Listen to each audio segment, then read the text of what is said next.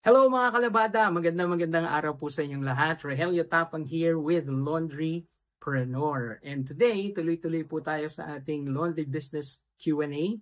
At ang tanong po natin ngayon ay very simple. Okay lang po ba mag-start with 3 sets of washers and dryers? Yun po ang question niya. No? So, niisip niya kung okay lang ba with 3 sets of washers and dryers, right? Pero bago ko po sagutin niya, reminder lang po, if this is your first time dito sa Laundrypreneur, please like us and follow us in Facebook, Laundrypreneur. At kung kayo po ay nasa YouTube, please subscribe and hit the notification button sa Laundrypreneur TV. Okay? So with that, ang question nga po natin today is, okay lang ba mag-start with 3 sets of washers and dryers sa ating laundry business? Well, to answer, very simply, of course, yes, no, to answer your question. Pero in reality, kahit nga po isang washer set and dry, isang set of washer and dryer lang, pwede na tayo magsimula eh. 'Di ba?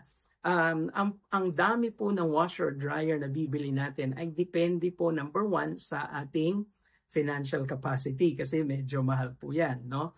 So, ang bawat isang set may kamahalan. So, kung ang kaya lang natin isang set, why not? We start with 1 set. So, isa po yun. Second is yung ating space allocation. Meaning, kaya ba nung ating lugar? Kasi kahit kaya mo bumili ng 10 sets, hindi naman kaya ng space mo. So, hindi rin ideal, right? And of course, the third reason is yung market demand. So, pag tinignan mo doon sa area nyo, kung meron man akong 3 washer and dryer, masoserve ko na ba ng maayos yung number of customers na isoserve ko every day, 'di ba?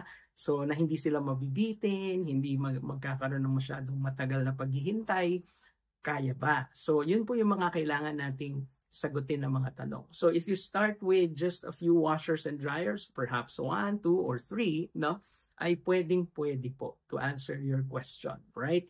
Ang importante lang, consider nyo ang inyong budget, ang inyong space, and of course, yung market demand sa inyong lugar. Kaya nyo bang iserve with X number of machines ang potential na volume ng laundry and customers sa lugar nyo? So yan po yung mga questions na dapat nating tinatanong.